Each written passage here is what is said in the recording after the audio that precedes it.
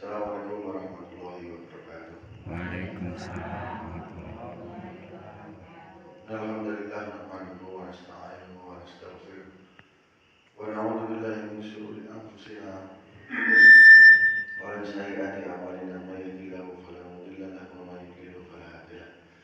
Asyhadu an la ilaha illallah wa asyhadu anna Muhammadan abduhu wa rasuluh. Allahumma shalli ala sayyidina Muhammad wa ala ali sayyidina Muhammad. Wa Allah ta'ala fi kitabihil karim wa a'udzu billahi minasy syaithanir rajim. Bismillahirrahmanirrahim. Qul in kuntum tuhibbunallaha fattabi'uni yuhibbukumullahu wa yaghfir lakum dzunubakum wallahu ghafurur rahim.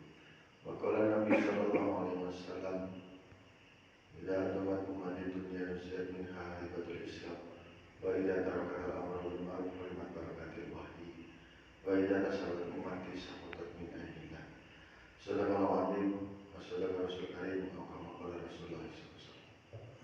Bapak-bapak ibu yang sama-sama menghargai Allah Ta'ala, yang saya muliakan, saya banggakan, Pak Datuk, Pak Imam Pengurus Masjid, para ulama, ustaz, para tokoh masyarakat, ibu-ibu muda Bandung. Bersyukur kepada Allah Subhanahu wa Ta'ala, hari ini kita dikumpulkan oleh Allah Subhanahu wa Ta'ala di masjid tempat yang mulia di sisi Allah Subhanahu wa Ta'ala. Mudah-mudahan orang-orang yang masuk di tempat yang mulia adalah orang-orang mulia yang Allah Subhanahu wa Ta'ala. Salawat dan salam senantiasa kita limpahkan kepada junjungan kita Nabi Muhammad sallallahu alaihi wasallam. Bapak Ibu yang sama-sama menghargai Allah Ta'ala, biasanya speaking Pak Datuk. Kemudian kena lampu mati di mana kami bisa. Biasanya berapa? Ini ibu-ibu berapa? Ibu-ibu lebih banyak daripada bapak-bapak. 1, 2, 3, 4, 8. Ibu-ibu 1, 2, 3, 4, 14 ibu. Pemain apa naturalisasinya 1, 2, 3, 4, 5, 7. Nah, berapa imbang bapak ini? Pemain lokalnya 8, pemain naturalisasinya 7. Ibu 14. Alhamdulillah ibu, bapak-bapak yang sama-sama menghadap Allah ini, kunjungan saya ke 116. Kayaknya agak gini Pak. 116 Pak. Jelas. Jelas ya? Kunjungan saya ke 116. Muter-muter di tanah datar ini yang masjid nama saya ini yang ke 116. Nama saya Ihsan, sama kayak masjid Ihsan. Nama Islam. Iya, nama saya Ihsan, masjid Ihsan 116. Banyak sedikit Bu, 116, udah muter-muter 4 bulan 116. Banyak sedikit. Banyak sedikit Pak. Dikit ya. Karena masjid musola di Tanah Datar itu masjidnya 243, musolanya 650. 243 masjid dan musolanya 650. Jadi masih sedikit. Dan alhamdulillah rata-rata di masjid yang sudah kita kunjungi 243 yang sudah kita kunjungi itu 116. Rata-rata di itu tertulis masjid hanya untuk anak-anak umur 50 tahun ke atas. Nah, rata-rata yang ada cuma 1. Umur berapa nih? 23. Cuma 1. Sama yang lain rata-rata gitu. Nggak lihat tadi ada tulisan di depan itu masjid hanya untuk anak-anak 50 tahun ke atas. Rata-rata begitu. Makanya sebenarnya perjalanannya Pak Bos sama teman-teman sebenarnya Bu, kalau boleh mau minta izin dulu sama Pak Imam. Kami mau minta sumbangan. Boleh Pak? Mau minta sumbangan? Boleh Pak? Boleh ya? Mbak enggak tanya berapa? Saya punya kos-kosan. Saya mau renovasi. Mau saya luaskan. Boleh Bu ya? Bantu lagi dikit. Sekedar bantu ya. Boleh Pak ya? Kos-kosannya bagus Pak, cuman kapasitasnya kecil, mau saya luaskan dulu supaya daya tampungnya lebih banyak, supaya peminatnya lebih banyak. Hah? Kos-kosan berapa? Enggak, untuk banyak orang. Sekarang udah mulai sempit, jadi daya tampungnya sempit. Kos-kosannya 24 jam ditungguin. Dapat makan 2 kali. Ada CCTV-nya. Cuma nggak boleh keluar. Hah? Iya, ada CCTV-nya, makan 2 kali gratis, cuma nggak boleh keluar Pak. Ada jurujinya. Nah, itu kapasitasnya sudah penuh Pak. Mau saya renovasi, saya luaskan supaya daya tampungnya lebih banyak. Makanya mau saya renovasi kos-kosan saya. Boleh Bu? Boleh nggak? Boleh. Boleh nggak Bu? Boleh nggak Pak? Boleh. Boleh. Supaya daya tampungnya lebih banyak. Kalau perlu Bapak boleh daftar ke sana. Hah? Enggak boleh ya? Oh sama jawabannya seperti 115 masjid yang ada. Sampai sekarang saya mendidik 115 ini nggak pernah dapat sumbangan. Gitu, nggak mau semua. Ada awal-awalnya begitu. Boleh Pak, boleh. Terakhir-terakhir begitu dijelaskan nggak boleh. Boleh nggak Ibu? Sama aja. Boleh Pak?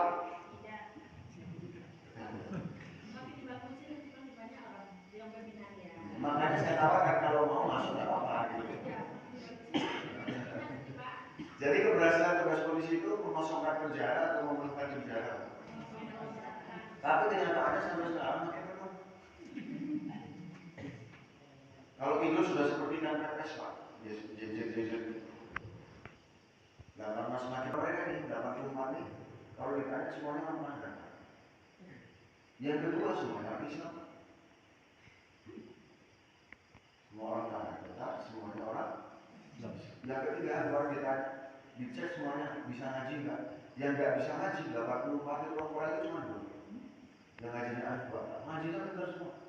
Bahkan kalau zuhur pada zuhur itu sekarang saya suruh ngaji ramai tuh kayak pondok pesantren kalah. Pondok pesantrennya kalah Pak, ramai kalau ngaji kayak tawon nih. Kita ngaji semua Pak. Yang nggak bisa ngaji cuma bukan kan sesuatu yang aneh kan begitu Pak. Di sini lu akan tuh ada sumpah sakti untuk malam. Ada bersandi syarat bersandi. Kok juara nomor 1 masuk negara kayak gitu? Ada yang nggak pakai? Ada nggak? Bu, ada nggak Bu? Ini perlu diselesaikan atau dibiarkan aja? Kalau mau dibiarkan saja, udah biarin aja. Nanti paling lama-lama akan menahan bapak atau bapak sendiri yang masuk ke kos-kosan saya, gitu ya? Ya Bu, perlu diselesaikan atau tidak? Perlu dipikirkan atau tidak? Perlu atau tidak? Jadi kedatangan Pak Kapolres Pak, udah kedatangan Bu Pak Kapolres keliling-keliling di 115 masjid yang lalu itu pengen mengajak Bapak Ibu sekalian menyelesaikan masalah. Meskipun yang datang cuma segini aja, cuma kita perlu selesaikan masalah sama-sama. Boleh dibantu nih Pak Kapolres Bapak Ibu? Nah makanya sekarang kita akan berbicara tentang apa yang sebenarnya terjadi, penyebabnya apa, siapa yang harus bertanggung jawab menyelesaikan, dan bagaimana cara. Apa yang terjadi, penyebabnya apa, siapa yang harus menyelesaikan, dan bagaimana cara menyelesaikan. Setuju? Bapak Ibu yang sama-sama mengalami perkara, penyebabnya apa yang terjadi ini seperti seolah-olah seperti zaman dulu Bapak. Zaman dulu ada namanya zaman jahiliyah. Zaman jahiliyah zaman apa Bu? Kebodohan. Atau bilang zaman jahiliyah zaman apa? Bu, zaman apa zaman jahiliyah itu? Zaman kebodohan. Zaman jahiliyah kalau menurut pandangan saya bukan zaman kebodohan. Jahil itu bukan. Ada anak kecil Pak. Akhirnya berdoa. Kita aja yang anak sama kepala sendiri. Kalau kepala itu boleh nggak dijual ke betul? Ada tembok putih, Tiba-tiba ada anak muda bawa pilok, dicoret-coret, pam, panggil. Coba kamu pikir dulu otak kamu, boleh nggak tembok yang putih ini dicoret-coret? Dia bilang, jadi itu tahu tapi sengaja, tahu tapi sengaja. Ada itu, kamu kena masalah narkoba pas. Sebenarnya kamu tahu nggak sih kalau nggak boleh jual narkoba? Tahu. Ditanya lagi, kamu sebenarnya boleh nggak sih nyolong sapi? Tahu. Boleh nggak sih kamu itu kalau kamu tuh nggak boleh cabul? Tahu. Kamu tahu nggak sih kalau kamu tuh nggak boleh nyolong kambing? Tahu. Tahu nggak sih kalau kamu tuh nggak boleh berkelahi sama tetangga? Tahu. Yang 71 tambah 13 jumlahnya 84, ditanya semua masalah mereka. Sebenarnya mereka tahu tidak boleh melakukan perkara itu, tetapi mereka sengaja melakukan.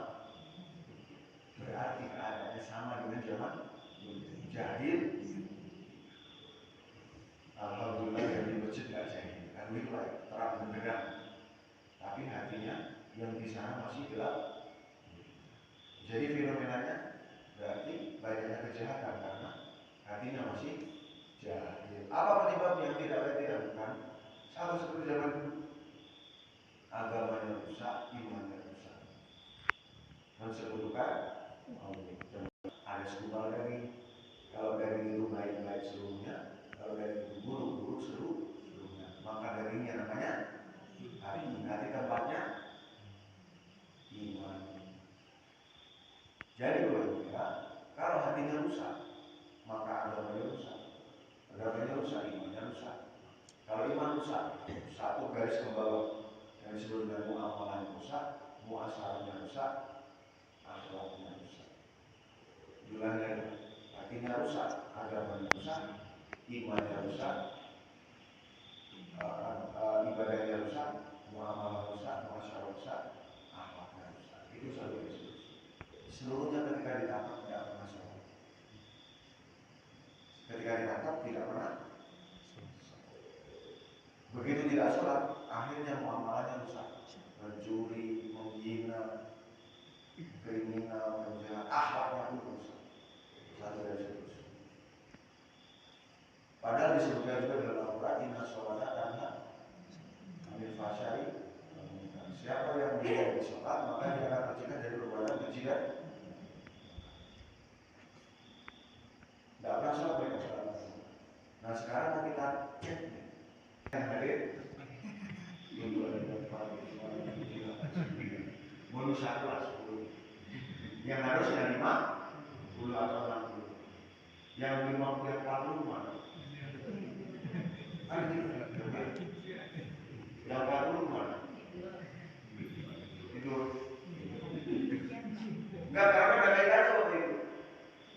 Kalau dibilang 40 enggak sholat, jangan salahkan siapa-siapa. Kalau di jorong Bapak Ibu sekitar rumah sini ada penjahat. Ada kan? Karena apa? Inna sholata tanha anil fahsya'i. Kan begitu Pak? Mau kampung ini jadi kampung penjahat? Sarap kampung ini kampung bandar narkoba, kampung ini kampung bandar judi online. Karena itu rumusnya, kalau sudah tak sholat pasti akan tidak tercegah dari perbuatan fahsya. Gimana Pak? Betul nggak? Makanya Bapak Ibu, akhirnya sekarang saya ngajarnya, sekarang bagaimana caranya dan siapa yang bertanggung jawab. Agamanya rusak, imannya rusak, dibawa kemana Pak? Cara memperbaikinya dibawa kemana? Motor Mio Pak, saya punya motor Mio rusak. Kalau mau diperbaiki dibawa kemana? Bagaimana dengan iman, agama, rusak di manusia? Dibawa kemana? Hah? Agamanya, iman manusianya rusak, dibawa kemana Pak? Dibawa kemana? Bicara atau? Hah?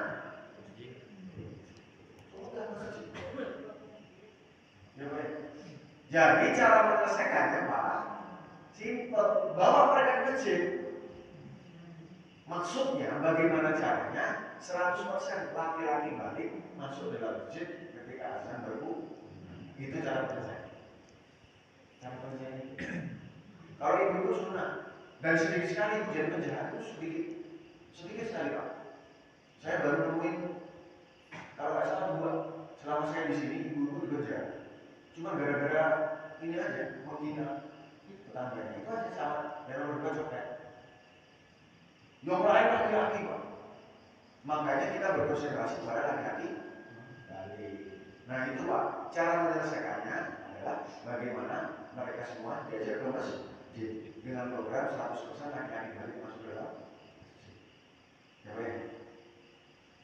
Itu sebenarnya dengan cara apa? Caranya dengan cara dijemput. Bahasa Jepangnya dijemput. Jadi kalau yang resikonya kalau Bapak Ibu salah nyoblos, resikonya 5 tahun.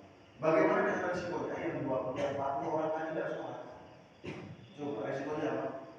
Siapa orang yang dia tidak sholat dengan sengaja 1 kali saja, maka dia akan masuk dalam neraka selama 1 hukum kata Allah dalam hadis Nabi. 1 hukum lamanya 80 tahun akhirat, 1 hari akhirat 1000 tahun di muka bumi, maka 1 orang tidak sholat dengan sengaja akan masuk dalam neraka selama 280 juta 800 ribu tahun. Yang 40 orang tadi terancam 280 juta 800 ribu tahun. Digoreng dalam neraka. Bapak ikhlas, Bapak itu. Bukan urusan saya Pak. Yang penting saya sholat, istri saya sholat, anak saya sholat, mereka nggak sholat, bukan urusan saya sendiri. Kita tolong atau tidak? Yang 40 orang kita tolong tidak Bu? Kita tolong tidak Pak? Biarin aja. Bukan urusan saya Pak. Yang nomor 2, ada orang datang nih, 2 orang sama pada saya mau minta izin. Saya tidak mau merusak masjid, saya tidak mau memecahkan kaca, tidak mau mencongkel keramik ini. Saya cuma mau minta izin sama Pak Dato, motong tiang masjid. Boleh Pak Dato?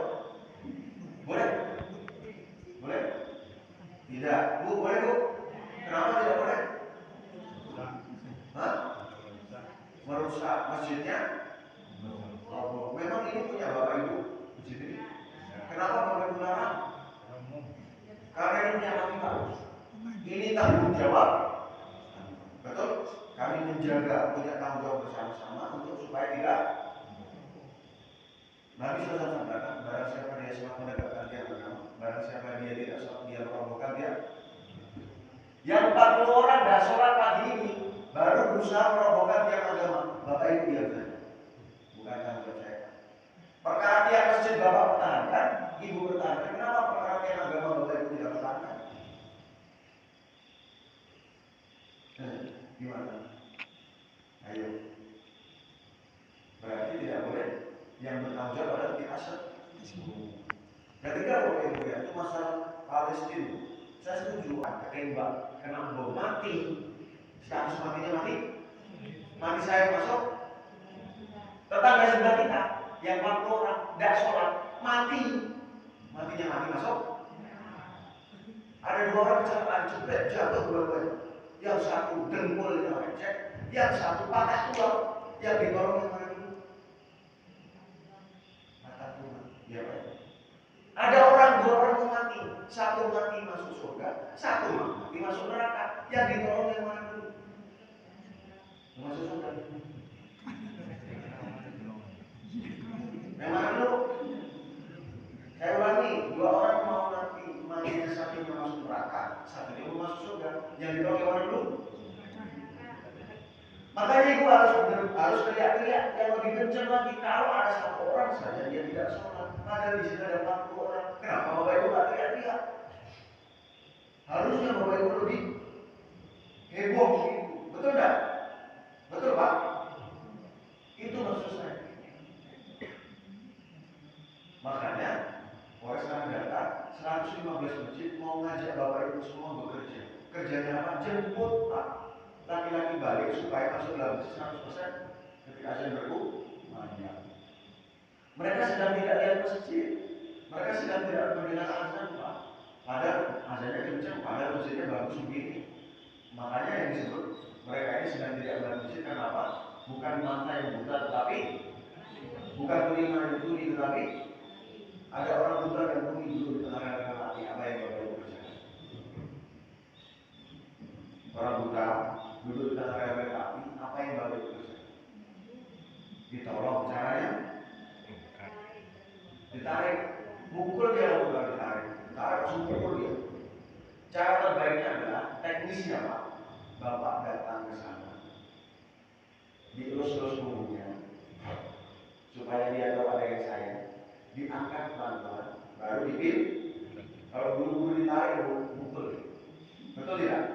Karena dia tidak tahu siapa Bapak siapa itu. Datang ke sana, dielus-elus punggungnya, diangkat pelan-pelan, dipil.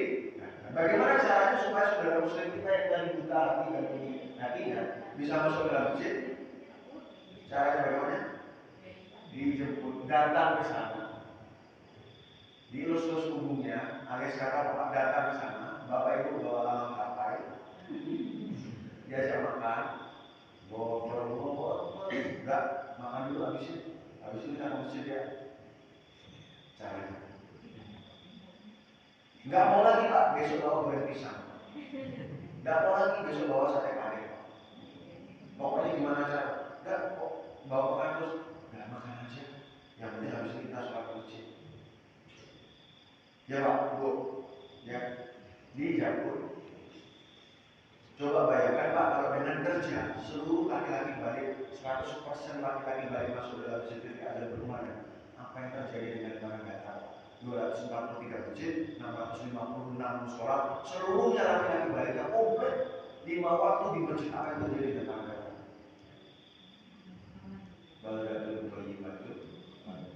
Walau amanu wa taqaw lafatahna alaihim barakatin minas samawati wal ardh. Kalau seandainya penduduk dalam satu negeri beriman dan bertakwa, imannya sempurna, takwa implementasi dari iman, ibadah muamalah muasyarah akhlaknya sempurna, lafatahna alaihim barakatin minas samawati wal ardh. Akan diberikan keberkahan dari atas, keberkahan dari bawah bumi. Yang dari atas hujannya menjadi menyuburkan tanamannya jadi berhasil panennya karena subur, harga-harga stabil, tidak ada kelangkaan BBM. Yang dari bawah anak-anak nurut pada orang tua, kehidupan masyarakat harmonis, laki-laki perempuan harmonis, tidak ada masalah-masalah yang berat. Kalau tidak ada, tidak ada iman dan takwa yang menjadi syarat tadi, maka yang dari atas jadi bencana, yang dari bawah jadi bencana. Yang dari atas hujannya jadi banjir, galuduk, angin puting beliung, angin topan, tanah longsor, gempa bumi. Yang dari bawah harga-harga fluktuasinya naik, kelangkaan BBM, anak-anak berani pada orang tua, istri sama suami berkelahi terus, judi online, narkoba, LGBT, tawuran dan lain sebagainya. Itu surau nama program. Balik ke surau nama programnya. Programnya namanya balik ke surau. Dan balik ke surau itu punyanya orang. Betul Pak? Betul Pak? Anak dipantu, kebanyakan dibanting. Ya, kebanyakan dibimbing, orang kampung dipanggilkan, anak disayang dibawa ke rumah, kebanyakan disayang dibawa ke surau. Di mana kebanyakan Bapak sekarang? Di mana?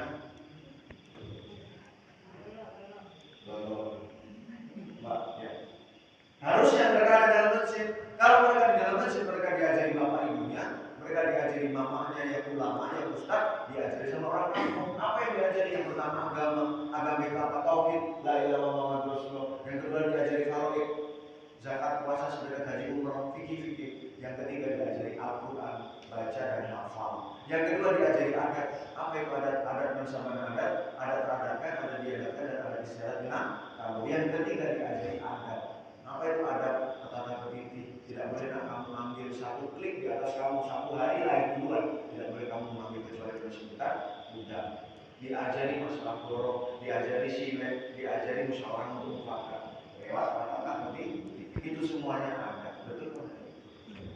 Tapi karena mereka semuanya sekarang tidak ada di masjid, mereka juga semua tidak ada di rumah. Mereka kami temukan di tempat-tempat maksiat kami tangkap. Mereka belajar dari mana?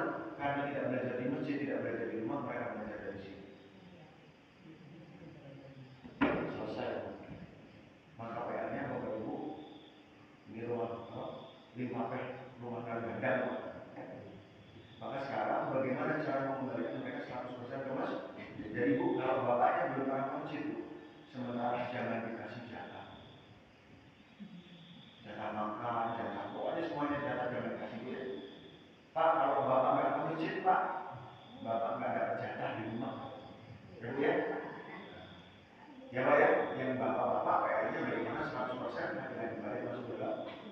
Caranya Pak, yang paling terakhir, kerjakan saja.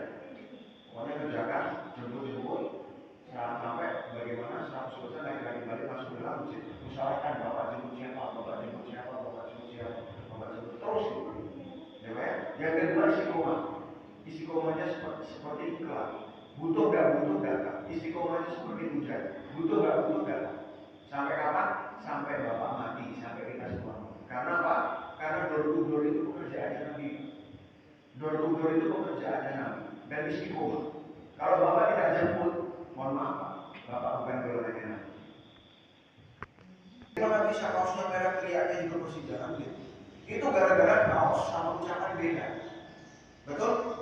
Bagaimana kalau kita berbeda fikir, berbeda doa, berbeda gerakan dengan Nabi Muhammad SAW? Yang hari-hari Nabi doa fikir risau ummati, Bapak hari-hari doa fikir risau inti. Betul Pak? Nabi bilang ummati, bagaimana umat tidak sholat? Kita bilang inti, bagaimana kita kerja? Bahaya Pak, nanti mau diambil air minum dari telaga Kausar, begitu bilang tuh, kok teriaknya ummati, kok teriaknya bukan ummati, kok teriaknya inti. Nah jadi Pak, mau diurus sama Nabi? Iya, kamu dibilangnya. Ada teriaknya Allah sekalian Muhammad, tapi kelakuannya berbeda. Maka berbahaya. Kalau Bapak Ibu tidak jemput mereka, tidak menunjukkan kasih sayang kepada mereka untuk bagaimana mereka selamat supaya masuk surga, jangan-jangan Nabi SAW tidak mau mengajak kita masuk dalam surga. Sampai kita mati. Karena itu juga perintah Allah. Watawasau. Yang ketiga, jangan berpikir hasil. Dibanting pintu kek, diusir kek, mohon maaf diludahi kek, dikasih kotoran muka kek, terserah. Yang penting kerja saya kerjakan. Jangan berpikir hasil. Orang mau tidak mau terserah. Inna ta'ala man ahbabta wa inna Allah yahdi man yasha.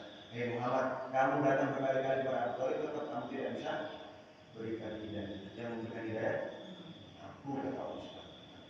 Jadi Pak, yang penting pilih-pilih target kita 100%. Insyaallah Pak ya? Pak? Insyaallah ya? Bahasa Jepangnya dijapui. Insyaallah dijapui Pak ya? Jemput Pak ya? Berapa lama nih Pak? Nanti kalau ada tim lagi ke sini harus sudah 100% nih. Berapa lama? 1 bulan? 70. Hah? 1 bulan? Kenapa nggak bisa? Dulu Bapak Ibu kalau Nabi bilang nggak bisa, sekarang kita masih nyembah batu. Nabi nggak ada apa. Itu maknanya. Kalau Pak ya sebulan ya. Ya Pak ya. Salah Pak. Alhamdulillah. Alhamdulillah Bu. Jadi seluruh masjid semuanya sudah ngomong insya Allah. Mudah-mudahan 243 masjid di 656 musola semuanya bekerja, semuanya menyampaikan masuk dalam masjid, orang-orang diajar dalam masjid, sehingga tanah datar nanti menjadi tanah datar yang madani pada itu berikutnya. Subhanallah, bihamdi, subhanallah, bihamdi, Assalamualaikum warahmatullahi wabarakatuh. Assalamualaikum warahmatullahi wabarakatuh.